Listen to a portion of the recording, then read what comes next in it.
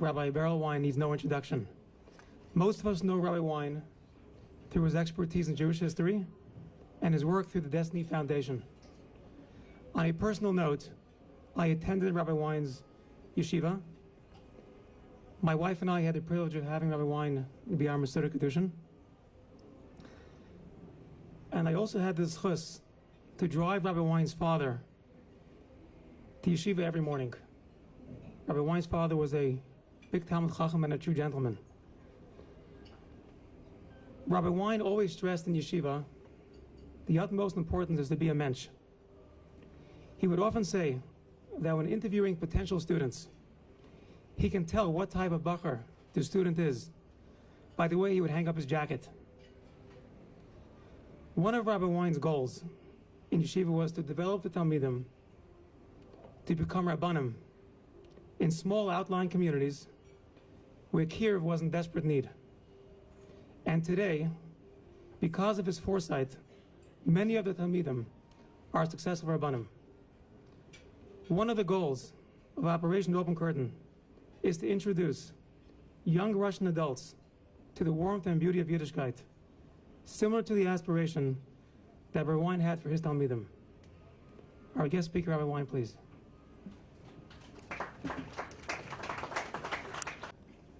I always knew that Dr. Kadish was a unique person, but tonight I discovered that he is the first cardiologist that I know that encourages people to take dessert.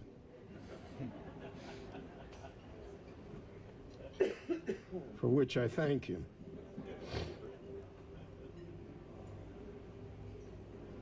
There are three speeches that a rabbi has in his pocket. The one that he prepares, the one he delivers, and the one he should have delivered. I can testify, my wife can testify, that I worked all afternoon on what I was going to say, but I've discarded that. And I want to speak to you about a general topic, but about one that certainly impinges on Operation Open Curtain. Since I left the yeshiva, I have started to study Tanakh. And one of my favorites for him is the book of Yechezkel, because I feel that the Novi Yechezkel is speaking to us. He describes our time. I saw today a verse in the Novi in which he describes how Egypt, Syria, Lebanon, Libya are all going to fall apart. So if you say it 2,000 years ago, you know, it's a nevuah. But if you say it today, it's current events. And I always have the firm conviction that if you want to understand current events, you have to know Nevi'im, because they speak to us. And Chazal said that that's why the Nevi'im were recorded for us. There were hundreds of Nevi'im and thousands of chapters of Novi that we don't have. But what we do have is because it speaks to us. It's for our generation. And therefore, in the Novi Yechezkel, we have a great vision. The great story that all of us know. He says, I see a great valley, Bikom Leo Atzomos Yeveshos, a valley that is filled with dead bones, dried bones of human beings. The Medrash says that those are the 30,000 Jews that left Egypt prematurely and died in the desert. And he sees this vision of dead bones, and he asks the Rabboni Shalom Kaviyachol, Moele, what is this? What type of a nightmare is this? And the Lord tells him, Hinove alo atzomos oele, prophesy. Hasichieno atzomos oele, will they ever stand up and live again? The Novi says, "Oh Hashem, Elokim ato yodea." You know, I don't know. How can dead bones get up? And God says to him again, "Prophesy." And the Ruach, the wind comes, and the Spirit comes, and the bones stand up, and they form skeletons, and the skeletons are covered then with skin and with muscle and tissue. And they stand up on their feet. Kohol Godol Ma'od, a great and wondrous number of people. What a vision. And God says to Yechezkel, "Ha'atzomos ha'ele kol beis Yisrael hema." These dead bones, that's the house of Israel. So the Gemara asks, so now what happened?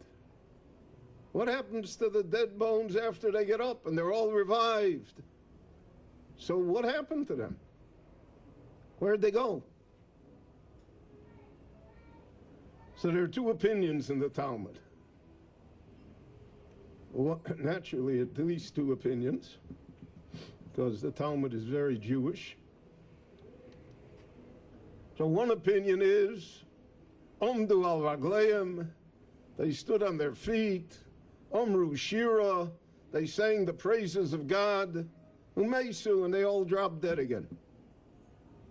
End the story.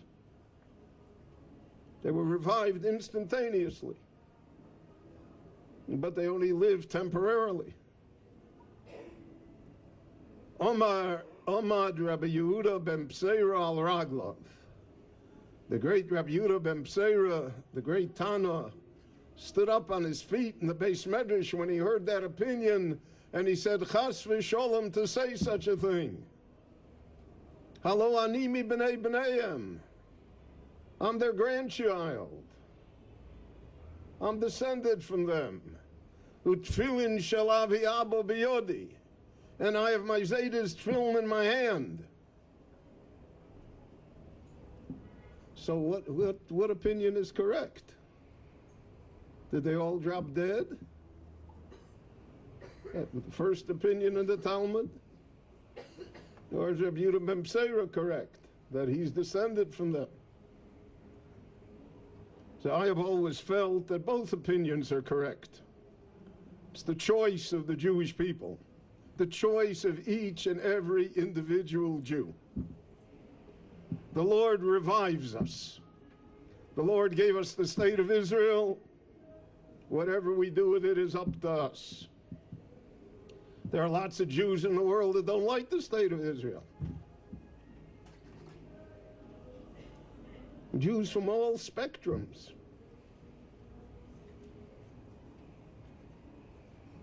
They don't like it. Omdu Agleim Umesu. And there are other Jews that think that our future is here,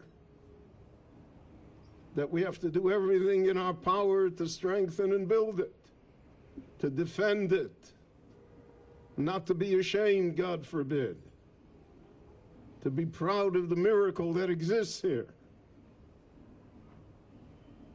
Who would have dreamt our great-great-grandparents would have walked across Europe in the snow barefoot to sit in the sukkah in Yerushalayim?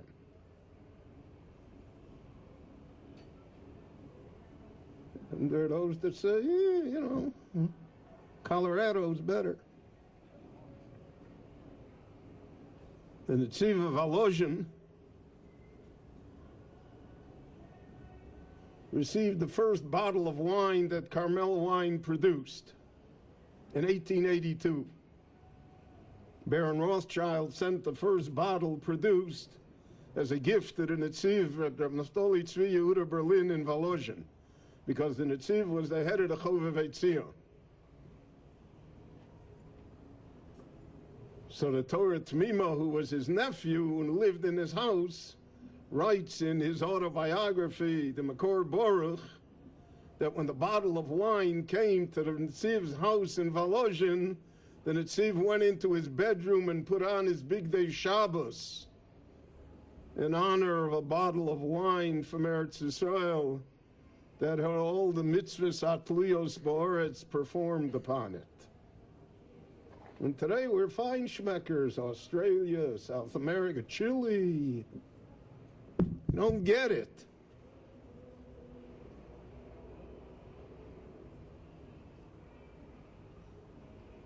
Torah was dead.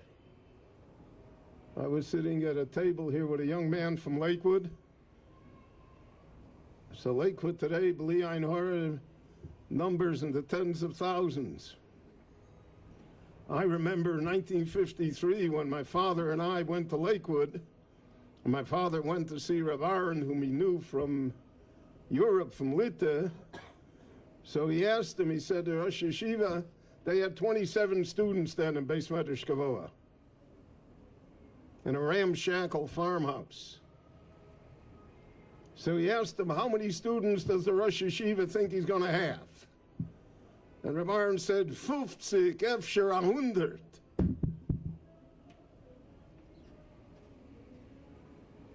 So the Lord revived us. Mimi leile Avraham meiniko bonim sora. Who could have imagined such a thing? I grew up in Chicago. There were 42 Orthodox synagogues in the Lawndale area. When the neighborhood changed, only 6 survived as Orthodox synagogues. My father called me in and said, go to law school because I don't want you to be a conservative rabbi. Because all the other rabbonim in Chicago, that's what happened to their sons. The world changed. So now what do we do with it? What do we do with the revival? There was a great empire, the Soviet Union, the evil empire. And the Lord brought it down in front of our eyes without a shot being fired. It was brought down by a few Kratzy Jews. Sharansky and Dudel and Mendelovich, who wanted to learn Hebrew, who wanted to go to Eretz Israel, who undermined the atheistic, immoral, murderous empire. So it collapsed.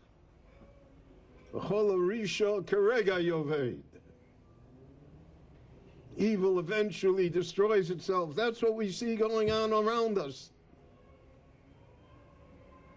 Can't exist forever.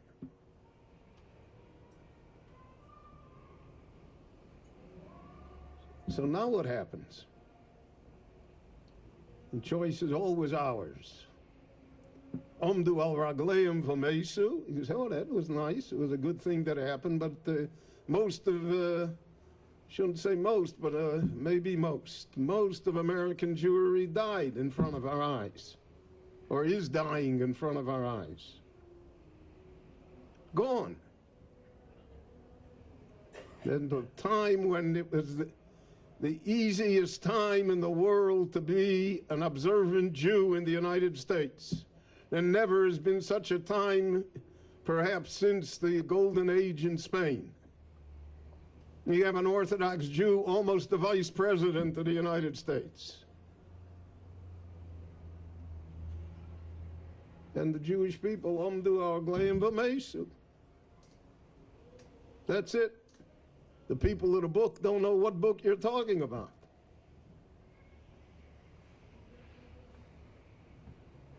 On the other hand, there are people who stand up and say, Chas v'sholem, that such a thing should occur.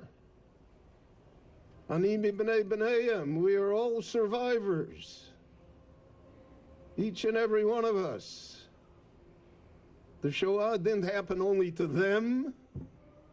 They meant all of us too. And they mean all of us today also. Ani mibnei b'neiim. Tefillin shel avi abba biyodi. And I have my Zayda's tefillin to prove it. And I have that responsibility to go with it as well. The few hundred in Moscow that have become close to Torah through Operation Open Curtain are the proof that not everybody died. That the miracle somehow has a lasting effect. And it's just not only a footnote in history. And all of us are part of the story. We're part of Eretz Israel, we're part of the State of Israel, we're part of Open Curtain, we're part of the Kiruv movement, we're part of Lakewood, we're part of everything positive in the Jewish world. And there aren't so many of us. I remember I was once on a tour of Scandinavia, and I was on a bus, tour bus, my wife and I. The tour bus had 42 seats, 26 of whom were occupied by Israelis. Well, I need not tell you what went on. So look, there was a very narrow road. There was only room for one car. The bus comes to the top. The Israelis say, pass him. La kofoto, right? They're giving encouragement to this.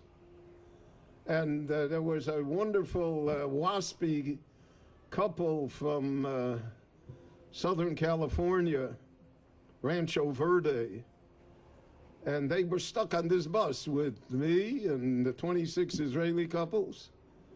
And the Israelis took good care of me. You know, they always got us fruit and vegetables. And so at the end of the tour, the man from Rancho Verde says to me, we're looking over a fjord, the Bjelastrand Fjord in Norway, just gorgeous. So he says to me, how many Jews are there in the world? I know, how many Jews are there in the United States? So I'm thinking what to answer, and before I could answer, he said, it must be 50, 70 million. I mean, go tell him he can't get a million for Mincha Meyer. I mean. But the truth is, how can it be that you're not 50, 70 million? You're 10% of the Senate and 10% of the House, a third of the Supreme Court, 40% of the professionals. You're Wall Street, you're the New York Times, you're Hollywood. He told me there's nobody around. But there is nobody around, it's us. And because it's us, there's a responsibility that lies upon each and every one of us. Ani mibnei bneiim. And I have a chance to save others. I have a chance. Kol Yisrael Yoshvim Besukkah Achas. All the Jewish people sit in one sukkah. Moscow, New York, Jerusalem, Johannesburg, Melbourne, it's all one very large sukkah. And we're all responsible one for the other. So tonight's dinner, dessert and all, is for a holy purpose. The purpose of seeing that a miracle need not be wasted, that it should not be omdu aragleim v'mesu, but it should be that generations should arise that will be able to say, Ani mibnei bneiim, v'tfilin shalevi abba biyodi. And that is our task and our goal.